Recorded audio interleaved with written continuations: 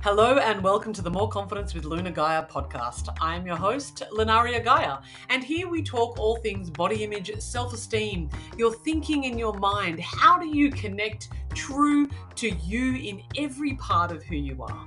I want you to know that all of you is welcome, so sit back and relax and listen to today's episode. Sending you love. Hello and welcome back to episode 136 of the More Confidence with Luna Gaia podcast.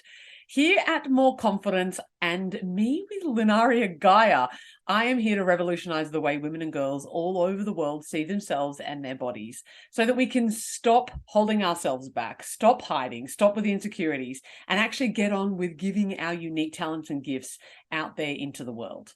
Can you imagine what kind of world we would live in if we had a whole bunch of women who were no longer holding themselves back? Imagine what your life would be like if you didn't doubt yourself anymore, if you weren't worried about your fat rolls, your wrinkles, whether or not somebody liked you or not, or whether or not you pissed somebody off. That is a world that I want to live in. Of course, with kindness and compassion and love. I don't believe in us being ruthless at all costs. I don't believe in, I'm going to be confident and screw what you think no matter what. No, what I believe is that when we fully love ourselves, when we have full security within ourselves, we don't ever feel the need to be unkind to another person. Ever. We don't feel the need to bring people down. We don't feel the need to have to take away other people's power so we can be lifted up, because we are already in our own power. And if we live in a world where everybody is already in their own power, then nobody's going ahead trying to steal the power of other people, are they? And sure, this life isn't always about being able to be kind. It isn't always amazing or possible for us to really say the nice thing. Often the most kindest thing that we can do is be honest and clear and transparent. And on today's episode of the More Confidence with Luna Gaia, 136, I want to talk to the mamas out there. You know who you are. You've got teens or tweens. Maybe you've got little kids and you can already start to see the fact that they're developing the same kind of body image or confidence stuff that's going on for you. Maybe you're noticing that they are feeling, they're getting bullied at school and they're not feeling very confident in themselves and in their skin. We all know that the world can be pretty darn brutal out there, right? We know that because people are disempowered. People don't feel like they're important. People are insecure within themselves. And so insecure people will try to bring other people down in order to feel better. That is the very nature of people who are insecure. So if we can raise our next generation of our daughters, our teens and tweens, and certainly even your sons, because I know that your sons suffer from this too. If we can raise the generation with really rock solid confidence and self-belief in themselves, then they are empowered and then they stop the cycle of bullying. Yes, if they get bullied by other people, right? But they're confident and they're self-assured. So when a bully comes and bullies them, they don't put up with that. Right? They don't believe the bully. Imagine how much power gets taken away from the bully when no one believes the bully. When the bully's like, oh my God, you're awful. No one likes you. And the kid just goes, oh, I like me. Was that meant to offend me? And they carry on with their lives. Imagine what kind of world that might be. The bully eventually would have run out of people to bully, and the people who they've tried to bully would actually turn around and give that bully some love. And the bully would say, how do you do that? How do you like yourself? Because the bully doesn't like themselves. That's what we got to remember here, mums. Bullies do not like themselves. That's why they bully others. No secure person bullies another person. Why would they? They have no need to do that. So in today's episode, I really want to give you 5, really, it's mistakes that are being made when we're kind of getting in the way of our teen and tweens confidence. Even our little kids, really. They're mistakes that we're making that's holding them back from being the confident, self-assured version. And it's not to make you feel like crap about yourself. It's to bring awareness to these behaviors so that we can do it differently. so that we can make better choices and different choices. That's what this is really about. This is about empowering you to go, I might be doing some of these things. And if you are doing some of these things, it's totally okay. It's great, actually. I applaud you for being here. Because the only way that we get better is by seeing where our current shortcomings are. If we can find our current shortcomings, if we can see where our mistakes are, then we can do something about it. Remember, failure is not a dead end. It's actually the starting point of the next beautiful thing. You will be able to grow in ways that you never thought imaginable and see your child and children grow really beautifully and confidently when we stop doing these 5 things. And so I wonder if any of you relate to this. I wonder if you do, please shoot me through an email at loveyourself@moreconfidence.com.au. Or catch me on the socials, Facebook, Instagram, where am I? TikTok, Twitter, LinkedIn, wherever that you might find me. You can go check me out, send me a message, say hello. I would love to hear your feedback on what you think of the podcast here, no matter where you are in the world. Let's be friends on Facebook, LinkedIn, etc. Love yourself at moreconfidence.com.au. I would love to hear from you. And if you do enjoy these podcast episodes, I would love you to leave a rating on Apple Podcast, on Spotify. All that does for me is that it extends the reach. If you leave a review, it allows other people to be able to see it. Apple and Spotify go, people like this podcast, we will send it to more people. We'll make it available and more visible. So if you get value out of these podcasts, I would absolutely love for you to do that for me, please. Go ahead and do that. Do it now. Press the button. Thank you. Appreciate it. And if you're watching on YouTube, of course, hit the subscribe button, hit the follow button, hit the download button. You know, the things that the people who run the podcasts, they always say, like and follow and share and leave a review. You know, all that stuff, insert it here for mine. You know what to do. You're smart enough. Now, 5 mistakes that are holding back the progress of your daughter's confidence and your son, and even for you, actually. It's holding back you. Number 1 here is you're not letting them find themselves. One of the most difficult things about being a kid, and certainly a teenager, is that we're trying things on. We're experimenting. We're figuring out whether or not we like being certain things. And it's an important part of our development. We need to try on different costumes. We need to try on different things. Maybe your kid's going through an emo phase, a goth phase, where they dye their hair black and they wear black lipstick, and that's how they want to present themselves, and they want to call themselves Daria. So then go ahead and call themselves Daria and deal with the black hair. Encourage their exploration. I encourage you to do this for yourself as well, because when we're little, when we're like under 10, trying on costumes and being someone different is just called a beautiful imagination. But once we kind of get into teens and adulthood, that tends to be squashed. But we need to keep experimenting well into our 20s and 30s and 40s and 50s and beyond. Because people tend to get into a shoebox and they say, I'm not that kind of person. I can't wear hats. I'm not a hat person. You've stopped experimenting. You've stopped putting yourself in spaces where that maybe you could be someone else. So allow them to explore as much as humanly possible. Try on different hobbies. Try on different names or outfits or whatever. Don't just roll your eyes and think, oh my God, they're going through another phase. Think how wonderful it is that they're trying it on, that they're discovering who they are. They're discovering what they like and what's important to them. That's what's really happening here in that sense of exploration. And by kind of asking them like, oh God, I don't want my kid to be the goth as we walk into the party, be proud of your child for experimenting, for being willing to go outside of the box. That takes confidence. And when we kind of discourage that sort of behavior, we are telling them that it's not okay to express themselves. Let them express themselves. Of course, keep them safe. By all means, help them to set boundaries with themselves. Help them, if they're they want to experiment with intravenous drugs and they want to experiment with hanging out with bikies, maybe there needs to be some adult intervention from that perspective. But if they're just trying on different outfits and different ways of being and different ways of speaking, like, I thought that you were a vegetarian, now you're not. rather than giving them shit about it and expecting them to be someone, exactly the same person all the time. Let them experiment, and let yourself experiment a whole bunch too. It's going to help, really, really help. Number 2 here of a mistake that you are making when it comes to your confidence in your teens is a preconceived idea about who they should be. I know this may be conscious, but it's probably likely to be unconscious. You always wanted your daughter to be a singer.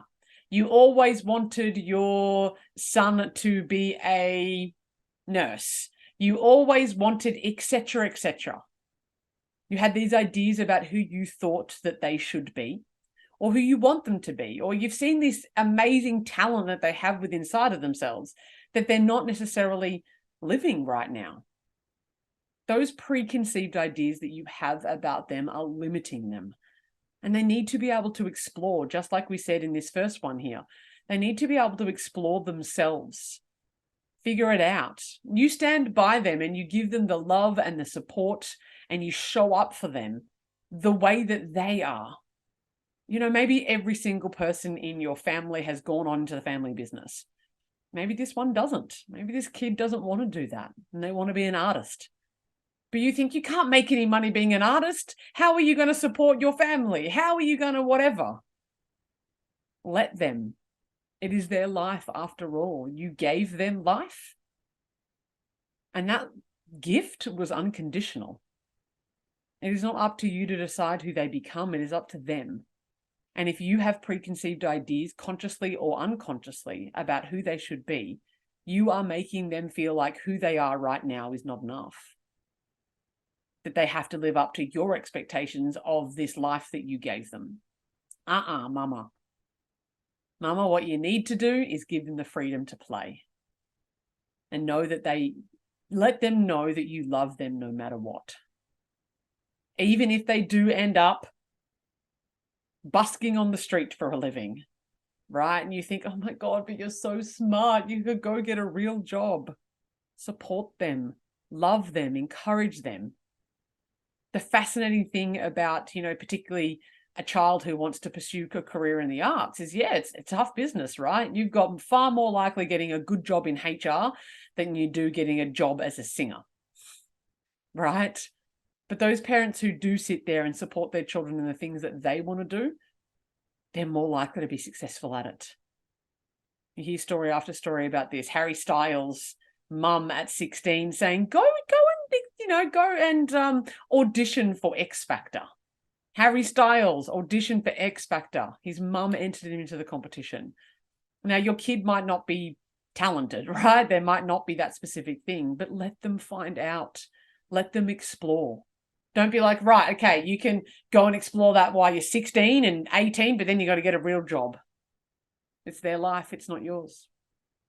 Number 3 of the mistakes that you're making is that you're projecting your insecurities onto them.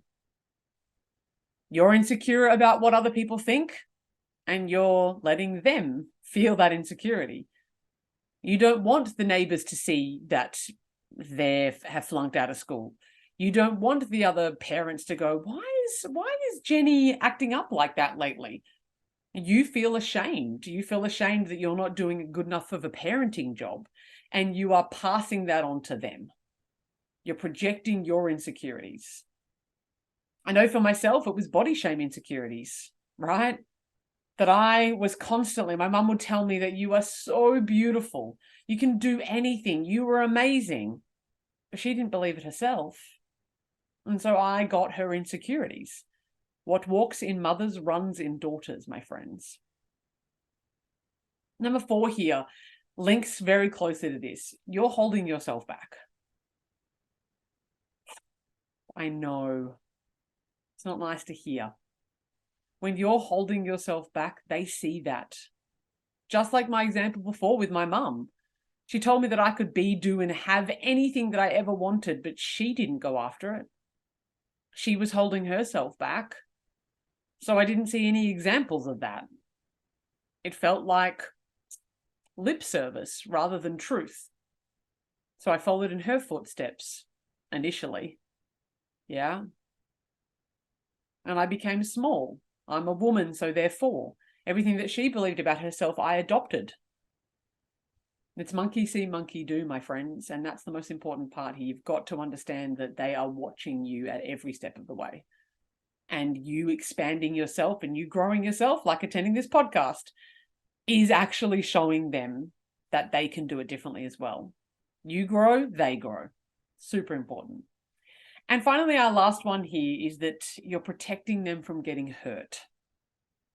Seems logical, right? How is that a mistake? How is that a mistake, Luna? By protecting your kids from getting hurt. It's a mistake because you cannot be protected from getting hurt in life. Have you ever tried?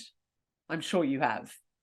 Have you gone into the world and gone, no, I'm not going to love anybody. I'm not going to go after anything. I'm going to just hold myself back from everything in life just in case I get hurt. Then what happens? You get hurt because you're not doing the things. You can say, I'm not going to go out in the world and I'm not going to learn how to roller skate at the age of 40 because I might get hurt, right? So I'm not going to go to the gym. I'm not going to get stronger. I might get hurt. If you are worried about getting hurt physically or emotionally in the world, your world is just going to get smaller and it's going to hurt you anyway. It's not about allowing them to do reckless things. You know, mom, I want to jump off the roof. Hey, kid, probably not the best idea, right? But let's go to the pool or let's go to the gymnasium where they can teach you how to jump off high things, right? Hey, I really want to go for that. I really want to audition for Australian Idol, right? But kid, you can't sing. Yeah, cool. Let them go get hurt. But I really want to, mum. Okay, honey, let's do some practice. Let's go to a singing teacher and then let's go do it. And then when the judges tear them apart, if that's what happens, then you're there to hold their hand. You're there to help them recover through the hurts of life. That's the most important thing here. Helping them to get back up again after life has knocked them down is the crucial part here. Because life will knock us all down at some time in our lives. We can't avoid that. Not at all. And the more that we try to avoid that, the less that we are living our life. And Mama, I know you love your kid. I know you love your children more than anything in this world and you just want to see them be happy. Let them hurt. And be there with a big hug. Be there to tell them that they can get back up and that they can recover, because that's what builds resilience. That's what builds the muscle of life. You need to build their self-esteem. You build your self-esteem by getting knocked down and getting back up again. If you never get knocked down in life and you get protected from that, one day life is going to knock you down anyway and you're going to be very underprepared. And when you're underprepared, you're going to feel like the whole world is collapsing in on you and you have no idea how to do that. And your self-esteem will continue to plummet. It's not about never getting knocked down. It's about getting back up every single time you get knocked down. That's what builds self-esteem. So mamas listening today, whether or not this applies to you personally with your teens and tweens as they're raising, maybe it's even younger kids that you've got, maybe it's just applied to you personally here. A little bit of a recap for you. Number one, you're not letting them find themselves. Let them experiment. Number two, you have a preconceived idea about who they should be. Get rid of those ideas and let them be themselves. It's not your life. Number three, you're projecting your own insecurities. Make sure that, not that you're keeping them to yourself in the sense that you're meant to be superwoman, but share with them what is appropriate and work on your own insecurities. Number four here, you're holding yourself back. So go do some work yourself. Hire a coach, work with a psychologist, go into courses, work on your own inner self, go out there and face your own fears, build your own self-esteem, and they will follow suit. And number five, let them fall. Let them fall and teach them how to recover from those falls. And when they do, their self-esteem will grow. Do you have a teen or twin at school, at high school specifically? Do you think that it would be very useful to have someone like me to come in and do a talk there? I'm available for speaking at schools. So if you do have any inquiries around that, send your email to loveyourself@moreconfidence.com.au. I would love to be able to come into your student's school, your kids' school, to be able to help them to believe in themselves more, to talk about body image, confidence, self-esteem, how to deal with bullies, how to believe in yourself enough that any bully becomes absolutely repelled by your level of confidence and self-esteem. Send me an email through loveyourself@moreconfidence.com.au once again, or shoot me any kind of DMs on the spaces, the social spaces that I'm on. Facebook, Instagram, Twitter, you know where to find me. You're intelligent beings. You'll be able to figure that out. My name is Lunaria Gaia. This is the More Confidence with Luna Gaia podcast. And as you carry on for your day, I hope that you love yourself, you love others around you, and you spread that love everywhere you go. Happy self-loving.